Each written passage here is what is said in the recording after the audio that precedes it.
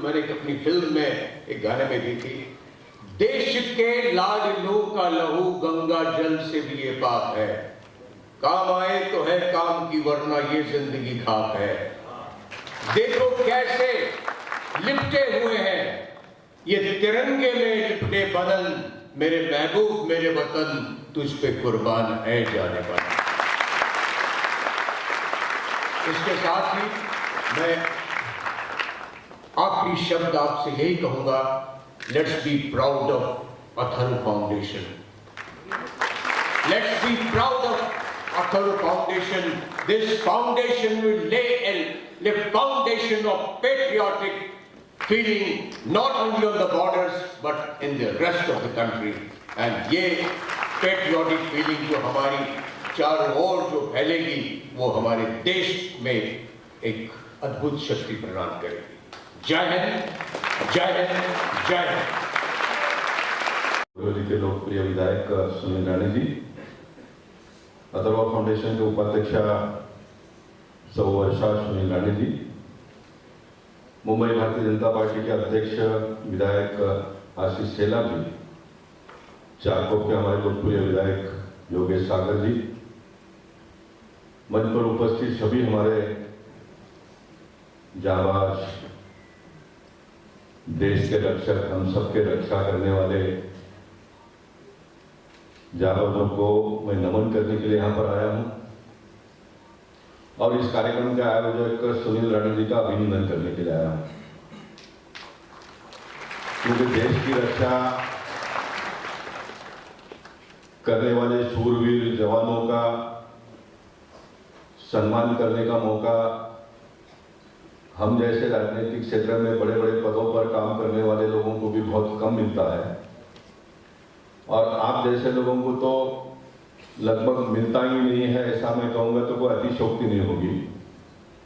लेकिन उस कमी को पूरा करने के लिए साल भर में कुछ ऐसे दिन आते हैं और ऐसे दिनों में से एक कारगिल दिवस हम हर साल मनाते हैं, और उस कारगिल दिवस के अवसर पर आप सब लोग यहाँ पर आए, हमारे जाबाज शूरों का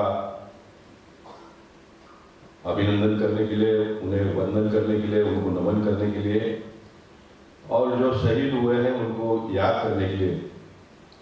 मैं मानता हूं कि इससे बड़ा सुनहरा अवसर किसी भी व्यक्ति के जीवन में कोई हो नहीं सकता है, और ऐसा अवसर सुनील राणे जी ने उपलब्ध करवा के दिया। इसके अकेडमी में चेन्नई में उन्होंने ट्रेनिंग लेके पास आउट होके 1995 में वो आर्मी में ज्वाइन हुए।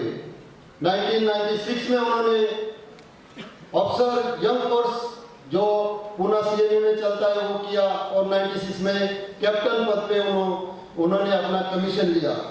उन्होंने अपने जीवन में बेंगलोर में कमांडो कोर्स, उसके बाद बॉम्बे इंजीनियर ग्रुप पूना में बॉम्ब डिस्पोजल कोर्स, उसके बाद महू में वेपन कोर्स किया, और एक कुशल युद्ध नीतिक सैनिक बने।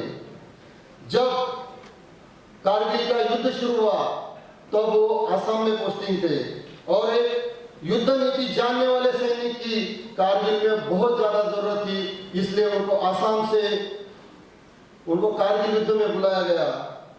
उनका यूनिट था फर्स्ट बिहार, और फर्स्ट बिहार को जिम्मेदारी सौंपी गई थी कि बटाली सेक्टर जो सबसे ऊंचाई पर नागरिकांमध्ये देशभक्तीच्या भावना जागृत व्हाव्यात आणि त्या विजयाचा आनंद बरोबरीने देशातल्या नागरिकांमध्ये सहभागितेतून व्यक्त करावा, आणि बलिदानी परिवारातील लोकांना सुद्धा आपल्या या कार्यक्रमाचा सहभागी आणि संवेदना व्यक्त करण्यासाठी बरोबर घेऊन येणं, या स्वरूपाचा हा कार्यक्रम अतिशय उत्तम अथर्व फाउंडेशनने केला, आणि म्हणून या कार्यक्रमाला माझ्या शुभेच्छा आहेत। मोदीसह महाराष्ट्राची दुश्मन आहे अशी टीका संजय राऊत यांनी केली सर, काय प्रतिक्रिया?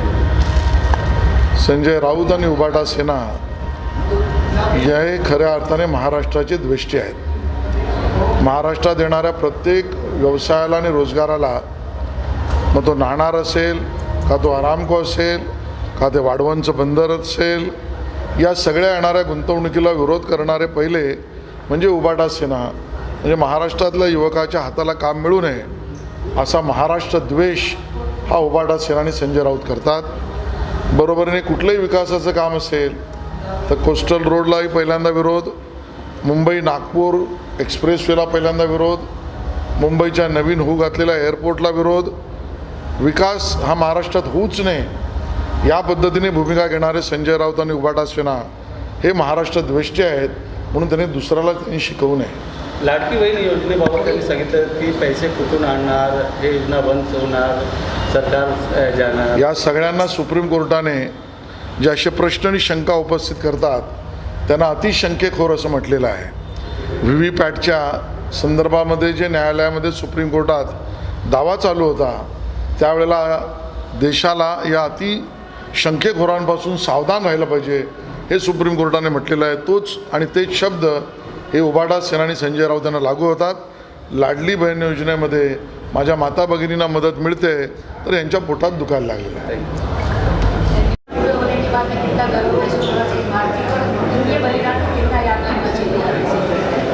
आज अथर्व फाउंडेशन के माध्यम से कारगिल विजय दिवस के उपलक्ष्य में बहुत ही सुंदर ऐसे कार्यक्रमों का आयोजन अथर्व फाउंडेशन ने किया है. सबसे पहले 25 वर्ष आज कारगिल विजय दिवस के उपलक्ष्य में कारगिल हमने सभी ने देखा था, हम सभी ने उसके बारे में जानकारी हासिल की थी.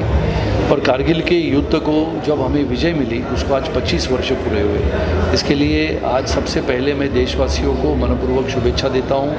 और सबसे पहले हमारे कारगिल इस विजय गाथा के साथ साथ जिन वीर सैनिकों ने अपने बहादुरी के साथ अपने प्राणों को बलिदान करते हुए इस हिंदुस्तान की भूमि की सुरक्षा की, ऐसे हमारे सभी शहीद जवानों के प्रति सच्ची श्रद्धा रखते हुए उन्हें मैं श्रद्धांजलि अर्पित करता हूं. और उनके परिवार के साथ पूरा देश खड़ा है, ये भी संदेश आज के 25 वर्ष कारगिल विजय दिवस के उपलक्ष्य में सभी को आश्वस्त करता हूँ.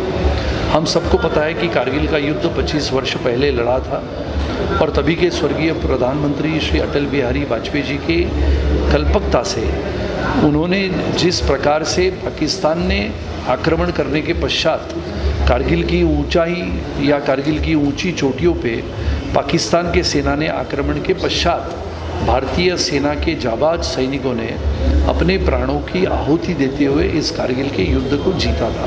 उसको आज 25 वर्ष हुए. अथर्व फाउंडेशन लगातार पूरे देश भर में कार्यक्रम करता ही रहता है. आज के कारगिल विजय दिवस का तो बहुत ही महत्व है. तो 25 वर्ष पहले यानी 25 वर्ष तक जिनकी उम्र आज सरासरी 20, 22, 25 है, उनका शायद जन्म भी नहीं हुआ था. तो हमारे देश के प्रति सच्ची श्रद्धा रखना, हमारे सैनिकों के प्रति सम्मान रखना और ये देश का इतिहास आज के नौजवान पीढ़ी को मालूम हो.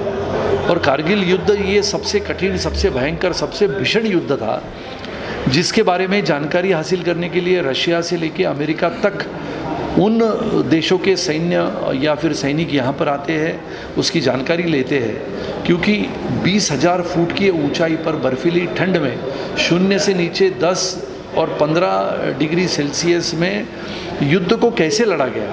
भारत के जवानों ने साहस, बलिदान, त्याग, निष्ठा, देशभक्ति, देश प्रेम ये सभी को देखते हुए भारत के सैनिकों के प्रति श्रद्धा रखने का ये कार्यक्रम है. और इसके लिए कारगिल ये सभी के हृदय का विषय है.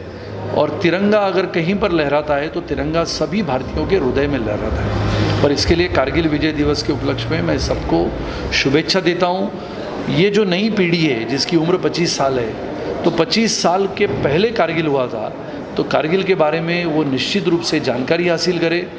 देश को मजबूती और रक्षा देने वाले हमारे सैनिकों के प्रति सम्मान और सच्ची श्रद्धा रखे, यही आज कारगिल के उपलक्ष्य में सभी को संदेश होगा. अथर्व फाउंडेशन तो लगातार पिछले 16 वर्षों से हमारे शहीदों के परिवार के लिए बहुत सारा काम करता है. हमारे देश भर में शहीद सैनिकों की बेटियों को आधुनिकता से पढ़ाने के लिए पूरे देश भर में लैपटॉप का वितरण किया जाता है. मैं स्वयं बहुत सारे राज्यों में जाके आया हूँ. उत्तर प्रदेश से लेके जम्मू कश्मीर तक करीबन 10-12 राज्यों में तो मैं स्वयं गया हूँ. खाइयों में, पहाड़ियों पर छोटी छोटी बेटियाँ जिनके पिताजी ने अपने इस देश की भूमि को सुरक्षित रखने के लिए अपने प्राणों की आहुति दी, उसके घर में जाना, उसकी छोटी बेटी को मिलना, उसको आगे पढ़ाने के लिए मदद करना, ये हमारा कर्तव्य है। वैसे ही अथर्व फाउंडेशन लगातार विशेष रूप से उत्तरी पूर्व राज्यों में, जहाँ पर विशेष रूप से कहा जाए तो मेघालय, मणिपुर, मिज़ोरम, अरुणाचल, आसाम, त्रिपुरा, नागालैंड, सिक्किम, ऐसे 7 राज्यों में हमने करीबन 5 एम्बुलेंसेस पहले ही दी है। और आज दोपहर को 4 बजे सम्माननीय राज्यपाल महोदय श्री रमेश जी बैस, इनके हाथों से और हमारे उप मुख्यमंत्री श्री देवेंद्र जी की उपस्थिति में 3 राज्यों के लिए, यानी मेघालय, मिज़ोरम और त्रिपुरा, इन 3 राज्यों के पूर्व सैनिक और उनके परिवार के लिए उनके सेहत के और आरोग्य की रक्षा करने के लिए कभी भी अस्पताल जाना पड़े तो इसके लिए 3 एम्बुलेंसेस का वितरण आज राज्यपाल महोदय के हाथों से किया जाएगा। यानी उत्तरी पूर्व के 8 राज्यों में, मणिपुर, मेघालय, मिज़ोरम से लेते हुए अरुणाचल, आसाम से लेके सिक्किम तक और नागालैंड, ये सभी राज्यों में अथर्व फाउंडेशन की एम्बुलेंसेस वहाँ पर दी गई है। आने वाले समय में हिमाचल प्रदेश, उत्तराखंड और महाराष्ट्र, विशेष रूप से जहाँ पर दूर इलाके में महाराष्ट्र के भी जहाँ पर सैनिक रहते हैं, उनको भी सहायता हो, इसके लिए एम्बुलेंसेस का वितरण होगा।